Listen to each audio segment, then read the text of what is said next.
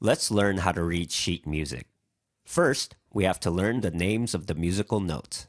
They are do, re, mi, fa, sol, la, ti, and we come back to do and repeat the order again.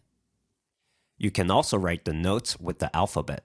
We start with the letter C for do, then it's D for re, E for mi, F for fa, G for sol, then we come back to A for la, B for ti, and back to C. The musical notes represent how high or low a note sounds, also known as the pitch of the sound.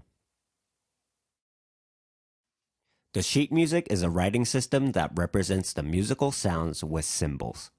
The first thing we have to look at is the staff.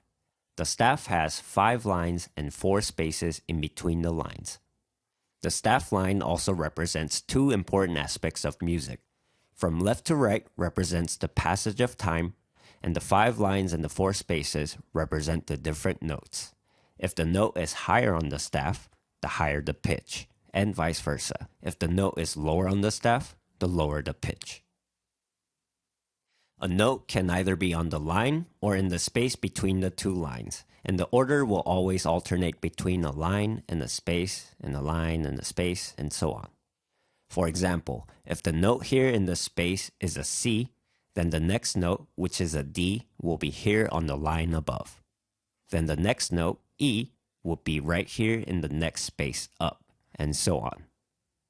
And the same thing for going down. The note down from C is a B, which would be here on the line below.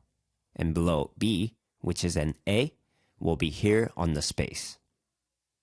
Now, if we keep on going, we'll eventually run out of lines where we can put the notes on.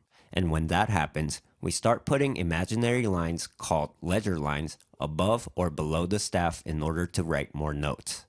For example, below this note F, we write the first ledger line below, and we can put a note there, which will be E, and so on.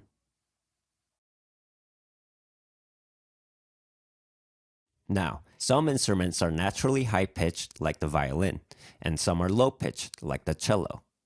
In order to show that on the staff, we write a clef to show the range of the staff by defining a reference note. There are 2 clefs that we use the most: the treble clef, also known as the G clef, and the bass clef, also known as the F clef. The treble clef is called the G clef because the point where the clef begins is where the note G is, and the same idea for the bass clef, or the F clef. The point where the clef begins is where the note F is. Now, if we put the 2 clefs on different staffs and put them on top of each other and draw a ledger line in between the 2 staffs, we can clearly see the relationship between the 2 clefs being connected with this C, also known as the middle C. This is the basics of how to read sheet music, and in the next video, I'll explain how the sheet music represents time through rhythm and meter.